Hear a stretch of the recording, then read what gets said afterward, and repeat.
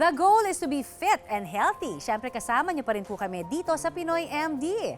Happy and healthy Saturday! Ako po ang inyong kaagapay sa kalusugan, Connie Season. At mamaya, makakasama po natin ang ating pinagkakatiwalaang obstetrician-gynecologist na si Dr. Q para sagutin ang inyong mga ipinadalang questions tungkol sa inyong kalusugan. Abangan yan sa pagbabalik ng Pinoy MD. Ngayong umaga sa Pinoy MD, mag-relax muna at mag-nature adventure sa Siquijor. At mga tradisyonal na panggagamot na nakagisnan sa Siquijor, abangan!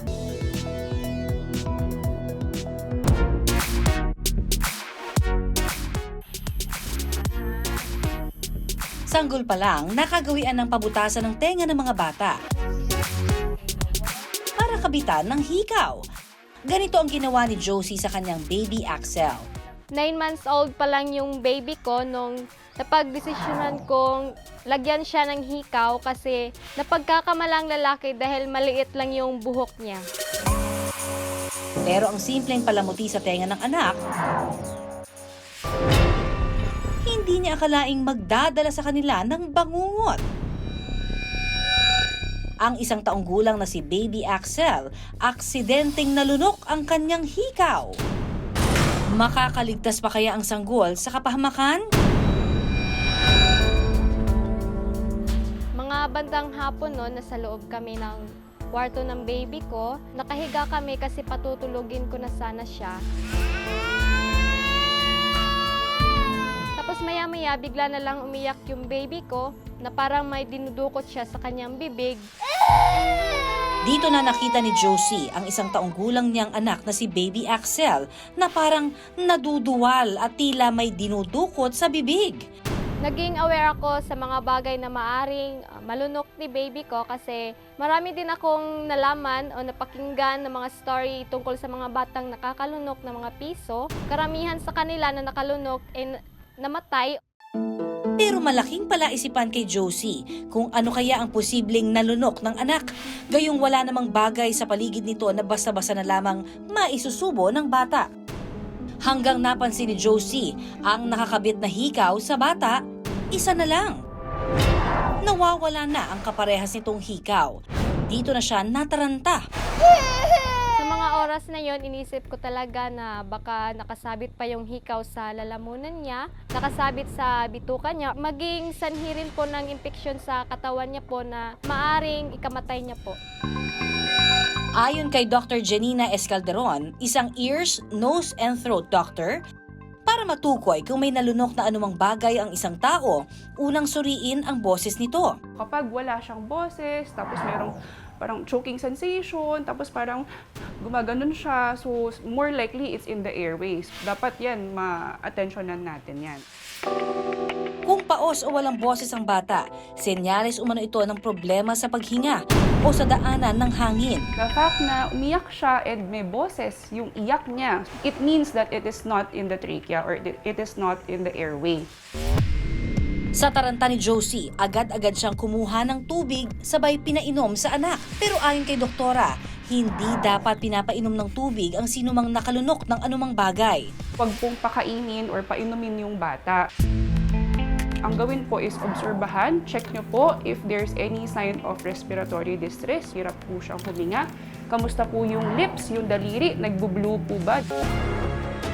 Pero ang hindi alam ni Josie, hindi raw porket kumalma, ligtas na ang bata. That's very dangerous. It can dislodge in a certain number of ways inside your esophagus or your trachea. So pwede siyang magkaroon ng perforation. So mabubutas po yung esophagus. Dahil magdamag na hindi mapakali si Josie, dito na siya nagdesisyong dalhin sa ospital ang anak. Bilang isang ina, pinangangambahan ko talagang mangyari sa anak ko. Maaari niya itong kamatay or maaaring kawalan niya ng buhay po. At paglabas ng resulta ng x-ray, dito na kumpirma ang kanyang kinatatakutan. Ang hikaw na ikinabit niya sa tainga ni Baby Axel, nasa loob na nga mismo ng tiyan ng bata. Yung nanunok po ni baby is nalagpasan yung sa sinasabi kong cricopharyngeus. So nandun na siya sa stomach. Ngunit ang payo ng doktor, obserbahan muna kung mailalabas ni Baby Axel ang hikaw sa loob ng 24 to 48 hours. Hikaw siya, so hindi siya toxic. So hindi siya okay lang, we can wait for it kasi hindi naman siya mag-erode. Mailalabas nga kaya ni Baby Axel ang nalunok niyang hikaw? At kung hindi, ano ang posibleng panganib na dulot nito? Aalamin natin yan mamaya. Samantala, caught on camera naman sa videong ito, ang 9 na taong gulang na bata na hindi mapakali at balisang-balisa. Yun pala, nabulunan na ito at hirap nang makahinga. Samantala, narito muna ang ating obstetrician gynecologist na si Dr. Q para sagutin ang ilang mga usaping pangkalusugan na ipinadala niyo sa aming Facebook page. Good morning, Doc! Good morning, Connie, at good morning sa lahat natin mga kapuso, sa mga kapuso natin dyan sa Antique, mayad nga aga kaninyong atanan. First question for you, Dr. Q. Ano raw ba itong tinatawag na multiple myoma? At ang kanyang tanong, kailangan daw bang tanggalin ang matres niya, gayong nasa masa lamang daw naman ng kanyang matres ito? Ang tanong na yan mula kay Julie Ann B. Ang myoma ay isang benign tumor na tumutubo doon sa muscle ng matres, ang tinatawag ay myometrium. No? At kung ang myoma ay tumutubo na palabas, pag subserous myoma yan, wala namang problema unless na masyado na siyang malaki. Pero kung ang pagtubo ng myoma ay papunta doon sa loob, tinatawag nating submucous myoma, ang isang babaeng may submucous myoma ay pwede makaroon ng problema sa pagbubuntis. No? Kasi ito ay pwede maging dahilan na sila ay makukunan o di kaya mahirapan silang mabuntis. So may mga fertility issues tayo kung may submucous myoma ang isang babae. Paano ba minamanage itong myoma? Pag subserous myoma yan na maliit lang naman, pwede namang i-observe o may mga medications naman na pwedeng ibigay na mga in the form of injection or mga inhalation, pero ito ay temporaryo lang, no? Hindi naman ito permanente na. Ibig sabihin, mawawala yung myoma. Madidelay natin ang paglaki ng myoma sa pamamagitan ng mga inhalational medications or di kaya mga injections. Pero kung isang babae ay may balak buntis at ito ay nakaka-apekto sa kanilang pagbubuntis, tinatanggal ang myoma doon sa loob ng matres, no? Sa pamamagitan ng hysteroscopic resection o myomectomy.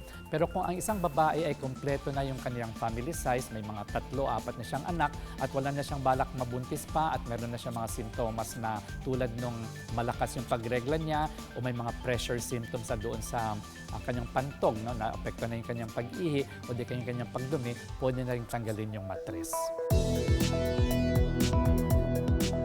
Sa usaping pangkalusugan, dapat laging updated ka. Kaya naman, pasadahan na po natin ang mga latest health updates. Mga kapuso, World Rabies Day ngayong September 28. Mga dapat tandaan para ito'y maiwasan, abangan. Prostate Cancer Awareness Month ngayong Setyembre. Screening, susi sa pag-iwas sa prostate cancer ayon sa mga eksperto. Madalas na pagiging makakalimutin, hindi kaya senyales na yan ng Alzheimer's disease? Mga kapuso, ang rabies ay nakamamatay. Ito ang laging paalala ng mga doktor. Kaya, huwag ipagsawalang bahala ang kagat o kalmot ng hayop.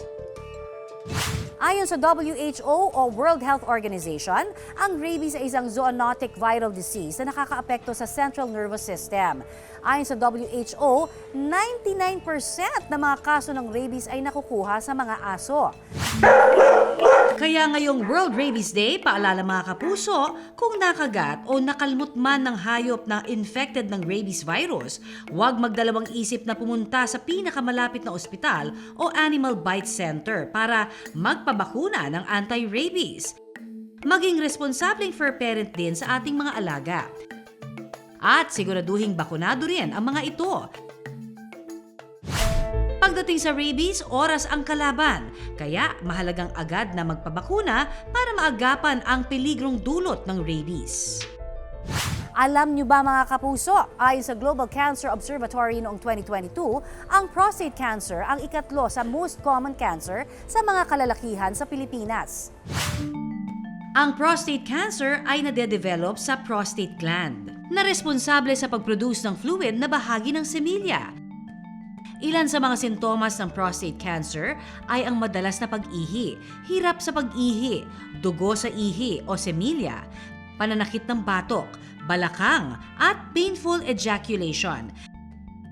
Kaya payo ng mga espesyalista para sa mga lalaki edad 50 hanggang 70, magpa-screening para maiwasan ang late detection.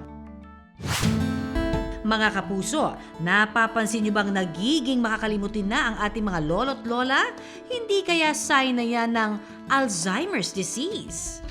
Ang Alzheimer's disease ay isang uri ng demensya na nakakaapekto sa alaala, pag-iisip at behavior ng isang tao. Ayon sa datos ng World Health Organization noong 2020, nasa 2,010 na katao ang mga namatay nang dahil sa Alzheimer's at demensya. At dahil Alzheimer's Disease Awareness Week noong September 21 hanggang 25, paalala ng Department of Health, mahalaga ang brain health. Siguraduhin ang regular na ehersisyo at pagkain ng wastong pagkain.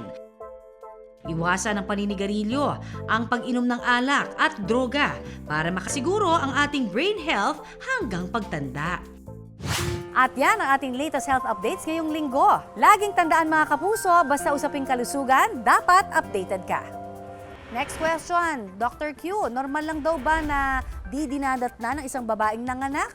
Sa unan niya kasing anak, 1 taon daw siya bago nagkaroon. Sa pangalawa naman, 1 year at 4 months na. Tanong po yan ni Rose Ann. Gusto ko sana malaman, Rose Ann, kung after ng delivery mo, ikaw ba ay completely or fully breastfeeding? Kasi kung ganon, ang benefit na makukuha mo sa full breastfeeding ay yung tinatawag nating lactational amenorrhea method, na kung saan ang isang babae na fully breastfeeding ay hindi dinadatnan yan for the next 6 months. At ang iba dyan ay lumalampas pa ng 6 months, umaabot ng 1 to 1.5 years. So, palagay ko, ikaw ay nag-fully breastfeeding. Pero kung ikaw ay hindi nagbe-breastfeed at matagal na hindi ka dinadatnan, palagay ko kailangan ng tingnan ka muna ng isang obstetrician gynecologist para malaman kung anong dahilan ng problemang yon.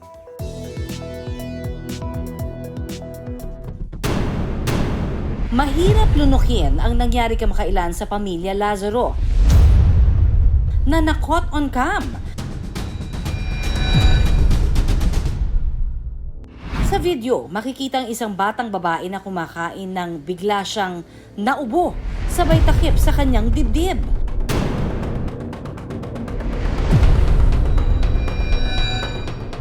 Dito na nagsimulang sumenyas ang bata sa kanyang mga kasama na hindi siya makahinga.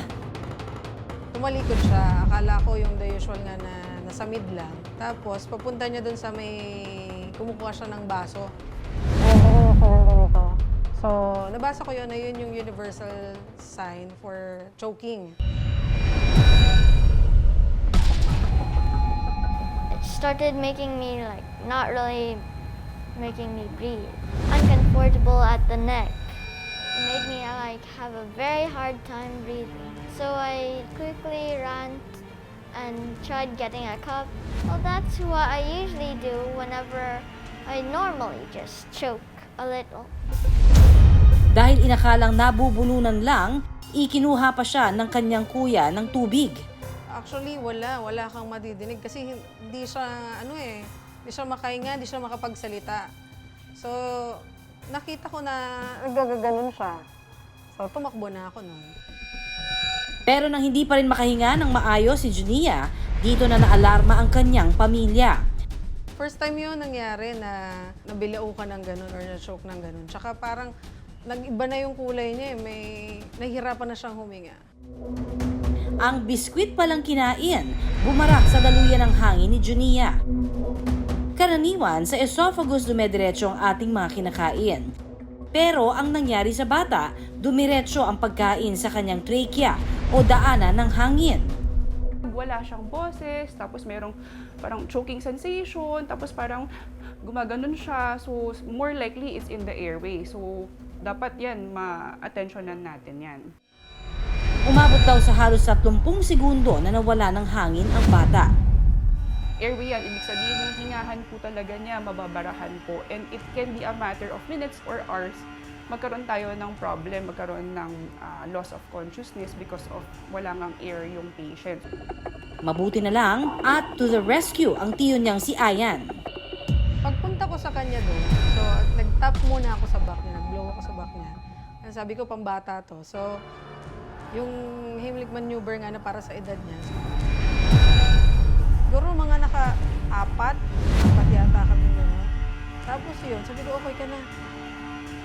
Ang laki nung ginhawa. Lumabas talaga siya. Mabuti yan kasi kaya niyang sabihin kung anong nangyari, natuturo niya. So ang ginawa niya is parang naglagay siya ng dalawang arms niya doon sa harap ng dibdib ng patient and then tried to do a Heimlich maneuver. Si Junia nakaligtas at hindi lang pala basta-basta sumisenyas noon si Junia. Prepare nga ako kasi yung fear ko sa baby ko na yung choking nga, nababasa ko yan. Ganun pala kapag meron kang mga binabasa. Tapos pag nangyari sa'yo, ayun. Ang Heimlich maneuver ay binubuo ng serye ng tinatawag na under the diaphragm abdominal thrusts at back slaps. So for example, you have a pediatric patient na nacho-choke. Ang gagawin nyo lang po is you wrap around your two arms dito below sa sternum, so below dito, and then you parang do a parang pressure pataas. Kailangan daw nakayuko ang pasyente. 4 na beses itong gagawin hanggang sa lumabas ang anumang nalunok nito o hanggang sa guminhawa ang pakiramdam ng pasyente. Paalala ng mga eksperto, ingat-ingat tayo dahil anumang bagay na babara ay maaaring makagasgas sa ating lalamunan. Nagsilbing aral ang aksidente sa buong pamilya. Make sure to chew your food very good and check if there's any big pieces, or else you'll choke. And luckily, my tito was there. Ang pinaka naging lesson sa family namin is talagang kailangan may alam kami, bawat isa sa amin. Samantala, balik tayo sa kaso ni Baby Axel na nakalunok ng hikaw. Ang bata kinailangang obserbahan ng 24 to 48 hours kung mailalabas niya ang hikaw sa pagdumi. Hikaw siya, so hindi siya toxic. So hindi siya okay lang, we can wait for it kasi hindi naman siya mag-erode. At makalipas ang 48 hours, laking pasalamat ni Josie dahil ang hikaw nalabas nga ng kanyang anak. Sobrang saya ko po nung nakita ko yung nasumama yung hikaw sa poops ni baby po kasi alam kong safe na siya. Ang simpleng nabulunan o mabilaukan maaaring mauwi sa trahedya, kaya dapat maging alerto para sino mang mangangailangan ng tulong, handa tayong sumaklolo. Samantala, back to our Facebook question, Dr. Q, bakit daw kaya namamaga ang cervix niya? Ang question na yan mula kay Ken Lin. Ang pinaka-common na dahilan siyempre ng pamamaga ng kwelyo ng matris o ng cervix ay infection. Bakit ba nagkakaroon ng infection? Kung sexually active ang isang babae, yan ang dahilan kung bakit may magkakaroon ng cervical infection o tinatawag nating cervicitis. So kung hindi man yan infection, ay pwede rin naman ibang dahilan tulad ng cervical cancer. So kailangan na ma-screen ang isang babae na may history ng inflammation ng cervix, screening for infection, and then pangalawa for cervical cancer.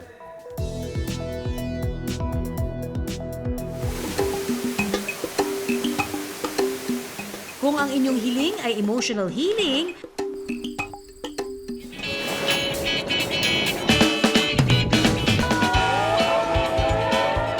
gawing mas memorable kung friends ang kapiling.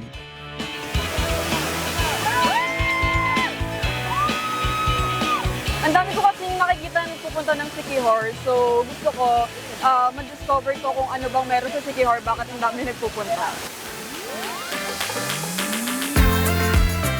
Healing Island kung tawagin, idagdag pa ang magagandang tanawin.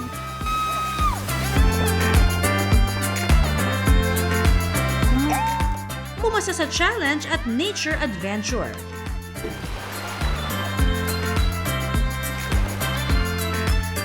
Halina't mamangha sa ganda ng Siquijor.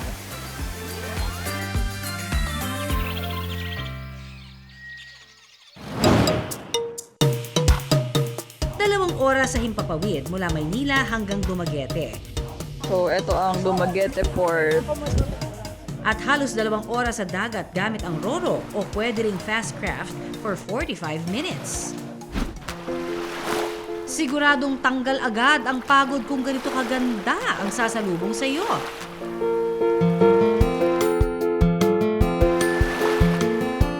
Dito sa probinsya ng Siquijor.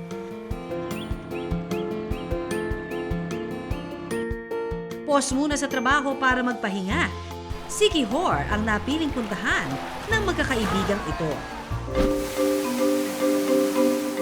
First stop, Cambugahay Falls. Ang ganda ng tanawin. Relaxing.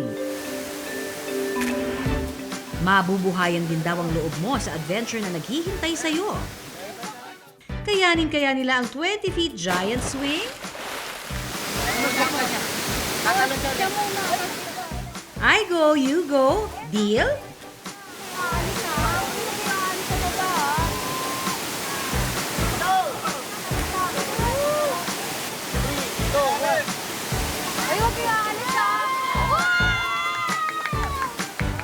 I'm happy na na-experience ko ulit ngayon here sa Siquijor. Madalas naman kasi kami nagaganto ng mga friends ko. Tapos parang nung nakita ko kasi, ang taas. So sabi ko, kailan ko pa ba ito mapupuntahan ulit? Bakit hindi ko nagawin? Anyang! Tatapang oh. Sige daw, be. Sige daw! Ay, grabe!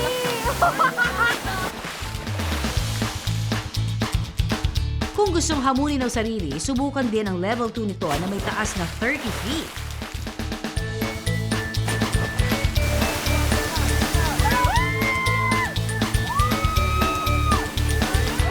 Self-proclaimed adrenaline junkie. So, mahilig kami sa mga talon-talon, extreme rides, gano'n. Nakaka-release ng stress lalo na pag extreme yung mga activities na gagawin. Ang sarap lang sa feeling na nare-release mo talaga yung stress mo pag ginagawa mo yun.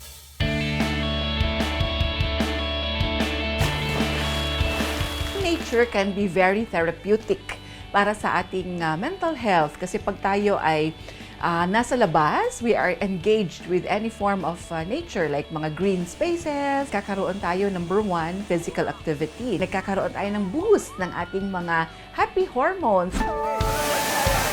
Siyempre, kailangang i-document ang happiness na yan. No drone? No problem, dahil ang uso raw ngayon, ang human drone.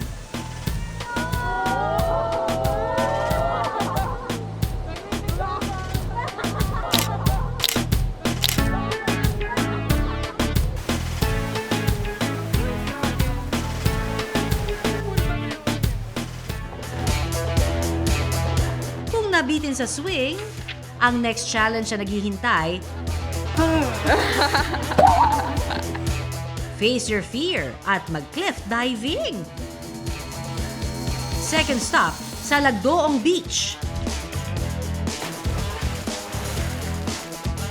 Extra challenging dahil may taas ito na 37 feet. Game on?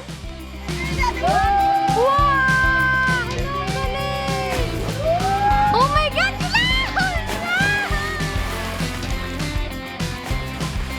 Para sa ilan, ibang klaseng adrenaline rush at sense of achievement nga raw ang dala nito. Create ito ng adrenaline rush na tinatawag. Ang adrenaline, ito ay ang energy na molecule. So, ito ay nabuboost ang kanyang secretion pag na-activate ang ating fight or flight response. We feel more alert, alive, energetic, mas gising tayo at nakakatulong sa ating concentration. Pero mga kapuso, paalala, dapat safety first pa rin kahit nasa bakasyon. Siguraduhin walang sakit at fit para gawin ang extreme adventures na ito.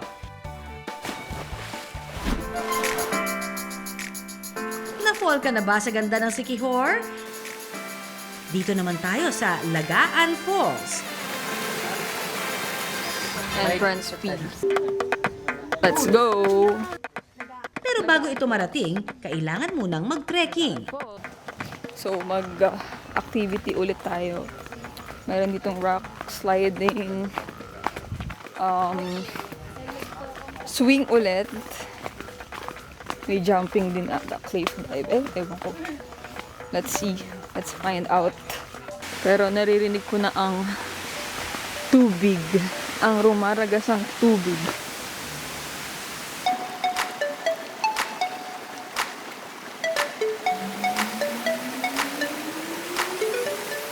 Dito pwede rin ma-enjoy ang rock slide. Dapat yung kagaya nila, yung paa mauna. Hindi rin ulo, ganun. Are you ready? Sa ganitong activity, presence of mind daw ang kailangan.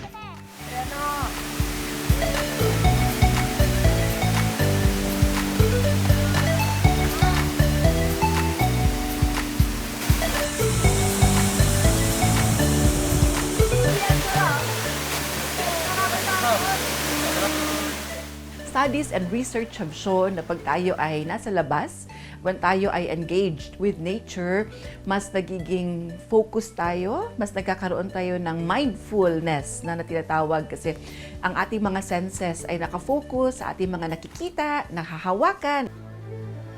Conquer your fears, ika nga.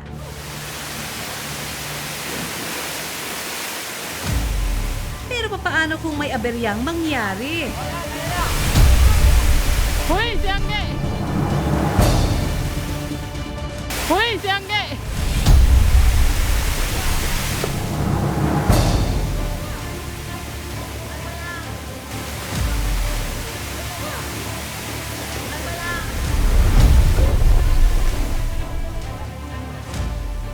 Mabuti na lang at may mga nakaantabay na tour guides na trained din sa rescue operations.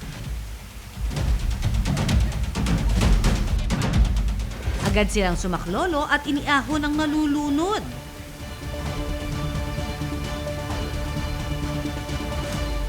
Nakainom ako. Nakainom ng tubig. Sige, umiiwalay kasi ako sa'yo para madala kita ng gano'n. Kasi nga, hinihila na akong ganyan. Tapos ang bala ko sana, hiwalay mo na siya dapat. Tapos ako sa igaganyan. Ang nahihilo ko yung ganito niya. Dapat humiwalay siya pagbaba niya para mas gaganon siya sa mga kamay. May higit na. Lunod, kasi nakakainom na siya ng tubig eh. Kahit ako nakakainom na ako ng tubig eh. Dapat relax ka lang. Kasi gusto ka namang aangat eh.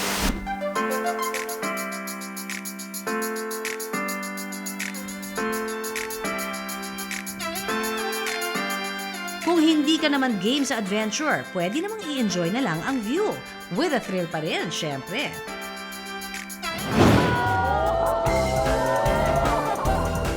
Disconnect to connect, ika nga. Bigyan ng oras ang sarili para mag-relax with nature.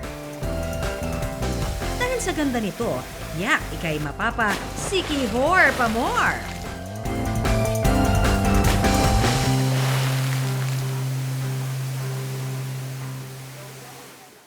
And last but not the least for you, Dr. Q, ano raw ba yung sintomas ng PCOS o PCOS? 1 year na raw kasi siyang di nagkakaroon at padtad raw siya ng acne. Medyo tumataba na rin daw siya. Sintomas nga ba daw yan ng PCOS, Doc? Ang polycystic ovary syndrome o tinatawag nating PCOS for short ay clinically manifested dyan tulad ng ating kapuso na sumulat ng acne. No? So marami siyang pimples and then ang other manifestations dyan ay syempre lumalaki siya, tumataba. Pwede maging irregular yung kanyang regla o kung minsan ay nawawala siya ng regla mga 1 or 2 years or even more than that. No? So meron din siyang hirsutism, tumutubo yung buhok sa arms niya, sa kanyang legs o pwede dito sa kanyang face na magkakaroon siya ng bigote dyan na parang nasa lalaki kasi ito ay sign ng hyperandrogenism na kung saan mataas ang testosterone level ng isang babae. Ang testosterone ay hormone na nakikita sa mga lalaki. Pwede rin siya makakaroon ng risk for diabetes mellitus at saka ng hypertension pag siya ay may PCOS. Thanks so very much, Dr. Q, sa pagsagot sa mga Facebook questions ng ating mga kapuso. Keep them coming. Until next week, aabangan po namin ang inyong mga ipapadalang tanong.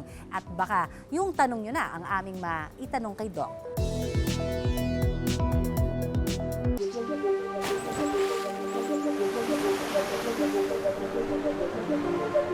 Mystic Island at The Healing Island. Ito ang madalas na itawag sa Sikihor.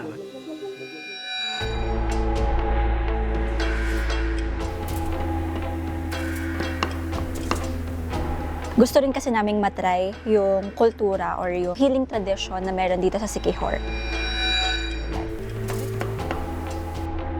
Dahil dito sa Sikihor, ang nakagisnan, tradisyonal na paraan ng panggagamot. This is rooted po sa kultura talaga po nila. Kung kulang sa tiwala, kulang ka sa lakas.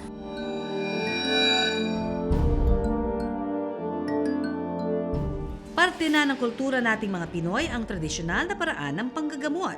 Sa Siquijor, napanatili ang tradisyong ito. Kaya naman, ang ilang mga turista, ito ang dinarayo. Kung anong sakit, saan nanggaling, stress, binat, or ginagawa ng tao, yun malalaman namin pag diagnose.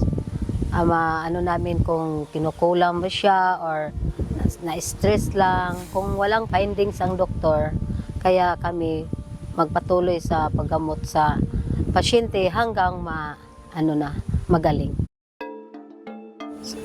Isa sa mga nagpapatuloy ng tradisyong ito, si Anesita Ponce o mas kilala bilang Auntie Annie. Nag-start ako ng healer, 13 years old. Kung papa, kung mama, mananambal. Kami, family, is manggagamot na, mananambal. Mananambal ang tawag sa mga traditional healer.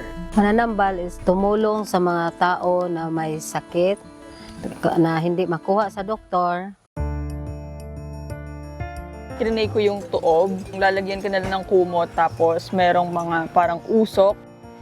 Balay pahauli ang tawag sa lugar kung saan ginagawa ang paggagamot. Ang Visayan term na balay ay nangangahulugang bahay at ang pahauli na ang ibig sabihin naman ay to recover. Folk healing practices ay nanggagaling sa mga practices or beliefs ng mga traditional healers. So they use objects para mawala yung sakit. Magiging benefit nito would be some of those materials na ginagamit nila are ingredients sa mga traditional medicines that are available and napag-aralan na po.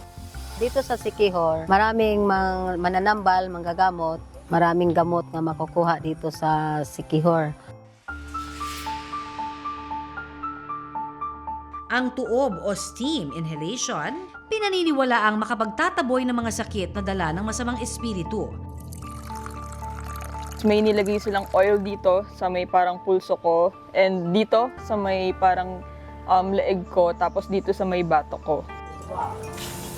Nag-start na si Auntie Annie, yung healer na parang may binubulong siya tapos meron siyang mga pausok. Inilalagay ang steam o usok sa ilalim ng upuan ng taong susubok nito. Ang gamit namin is pausok. May langis kami, pinapainom ng konti ng langis, pinapausukan. Ang inilalagay sa baga nito ay mga halamang gamot na galing pa raw sa bundok ng Bandilaan. During nung tuob or yung process, parang medyo kinakabahan ako kasi syempre first time ko siyang ma-experience. Pero after that, feeling ko parang natanggal yung mga bad vibes or yung mga stress sa nararamdaman ko that time. Kapag nag-i-inhale tayo ng steam, it can actually help clear out sinuses natin. And may mga anecdotal na mga cases na it can actually help them relieve yung mga symptoms nila sa ubo. So there are some benefits to it. Hindi niya completely nawawala yung disease na nagkukos ng sintomas. Bukod sa tuob, ginagawa rin dito ang bolo-bolo. Paniniwala nila, makikita rito kung may iniindang sakit ang isang tao. Gamit ang baso na may lamang tubig at bato, hihipan ito gamit ang bamboo straw. Gagawin ito palibot sa buong katawan ng pasyente. Pakuha sa mga kung anong nalaman sa katawan, tulad yung nausugan, yung ganyan, kung may bato-bato, yung mga may insekto, bulo-bulo, tapos mapasok sa baso, makikita mo kung kinulam ka, barang, or nausog, yung ganyan. Gusto rin kasi naming matry yung kultura or yung healing tradition na meron dito sa Siquijor. Matapos ang proseso, titingnan ng mananambal kung lalabo ang tubig. Gusto ko lang siyang i-test yung accuracy ng resulta. Kasi alam ko naman na may sakit ako, may nararamdaman ako that time. So, tinest lang namin, pinauno ko yung friends ko, so wala siyang nararamdaman, clear. And then nung sa akin na, Bolo-bolo ang tawag sa proseso ng pag-ihip ng hangin sa tubig. Ang bolo ay nangangahulugang bula. Paniniwala nila rito na aalis daw ang masamang elemento o sakit na nararamdaman ng isang tao. Paalala ng eksperto, ingat-ingat sa paggawa nito. Aring posibleng danger lang is choking, ma-choke yung ating healer. No? Another is sanitation ng tubig. Importante na bantayan natin, no? Or at least yung mga ginagamit na materials, especially kapag yung healer natin ay nagagawa ng ritual. No? Paniniwala nila, makikita sa kalidad ng tubig kung may sakit ang isang pasyente. Gusto ko lang siyang i-test yung accuracy ng resulta. Kasi alam ko naman na may sakit ako, may nararamdaman ako that time. Pinauna ko yung friends ko, so wala siyang nararamdaman, clear. And then nung sa akin na